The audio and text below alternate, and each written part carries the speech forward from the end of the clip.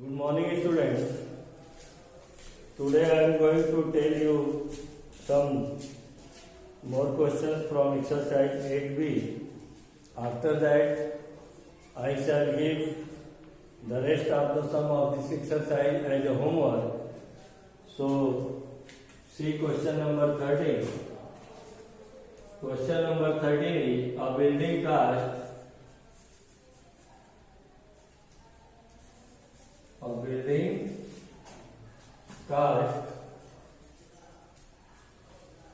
a shadow that is 432 meters long. At the same time,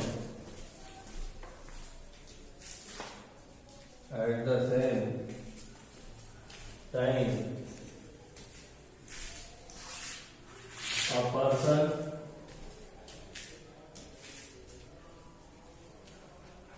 who is 2 meters long cost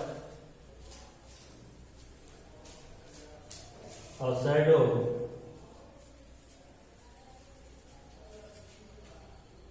6 meters long. 6 meters long. So how high is the building? How high is the building? ठीक है, building कितनी ऊंची है? Students, try to understand. This question is from the lesson proportion. So you have to show the given every digits as a proportion. So in solution, you can see here one thing is given shadow, ठीक है, और एक दिया है height, व्यक्ति की height. तो इस तरह से आप लिख सकते हैं प्रोपोर्शन में height ratio shadow proportion again height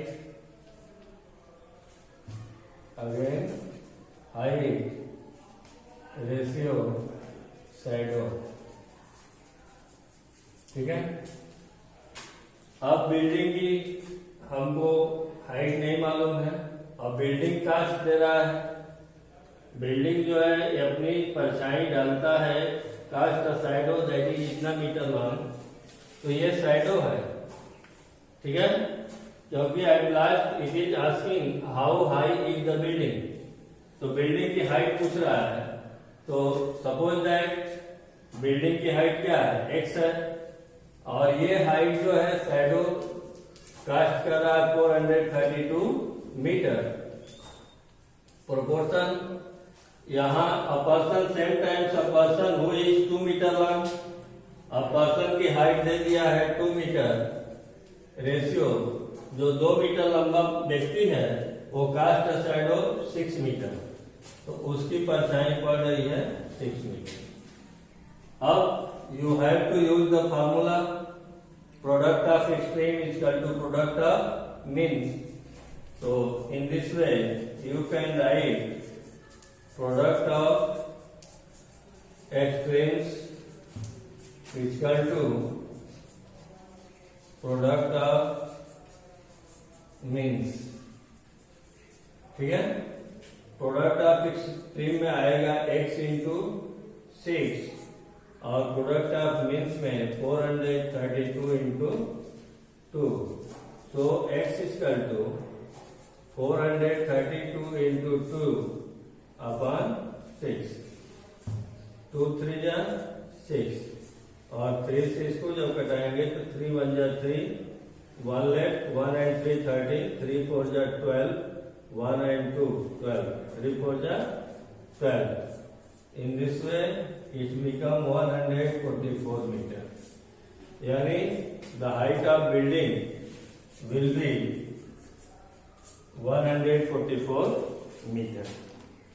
ठीक है. One more questions I want to tell you. After that I shall give the whole exercise as a homework.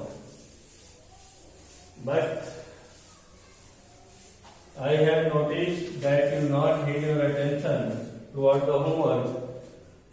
Students, never be careless about your work. कभी भी अपने work के प्रति careless नहीं होना चाहिए. आपको सॉल्व करना चाहिए. अब क्वेश्चन नंबर 15 है हार्स. हार्ड क्वेश्चन है.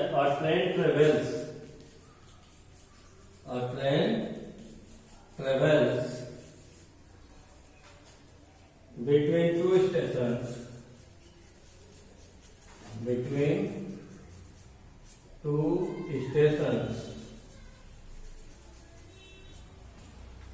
A and B, a distance of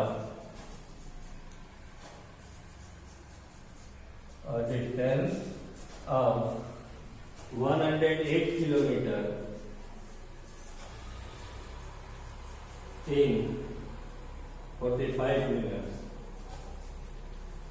ठीक है.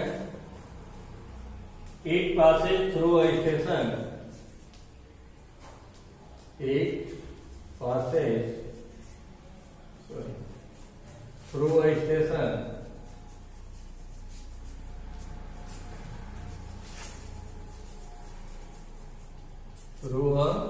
station C 40 minutes after leaving A.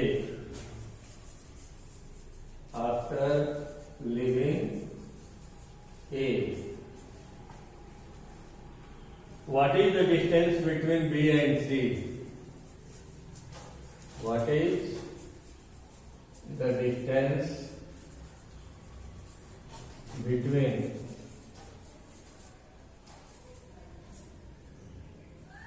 A, B and C? ठीक है. First of all, try to understand these questions with the help of graph. Graph की मदद से इसको पढ़ें.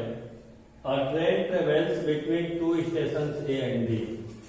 Suppose that station A is here and station B is here. ये दो station हैं. इनके बीच की दूरी है 108 किलोमीटर. यहाँ से लेकर के और यहाँ तक की जो डिस्टेंस है 108 किलोमीटर है. इस दूरी को ट्रेन जो है 45 मिनट में ट्रेवल करती है. Time taken equal to 45 minute. Students, जब डिस्टेंस और टाइम दोनों दिया हुआ है तो first of all we have to find out speed of the train. Train का स्पीड क्या है पहले हमको उसको फाइंड करना चाहिए. So here right speed of the train equal to distance upon time. ठीक है. Distance upon time. तो डिस्टेंस आपका है 108 अपॉन टाइम है 45 मिनट. ये किलोमीटर है और ये मिनट. ठीक है. No need to change because the next time has given in minutes. जो अगला टाइम दिया है वो भी मिनट्स में दिया है, इसलिए इसको no need to change in hour और सेकेंड. Now divide it. 3 1 जा 3, 3 5 जा 15 और 3 3 जा 9, 3 6 जा 18. 3 5 जा 15, 3 1 जा 3, 3 2 जा 6. 12/5 किलोमीटर पर मिनट. ट्रेन की स्पीड मालूम हो गई. नाउ सी आगे what happened. It passes through a station C 40 minutes after leaving A. Station A, यानी ट्रेन 108 किलोमीटर की दूरी 45 मिनट में तय करती है, लेकिन बीच में कोई स्टेशन सी है जिसको 40 मिनट्स आफ्टर 40 मिनट्स वो पास कर जाती है।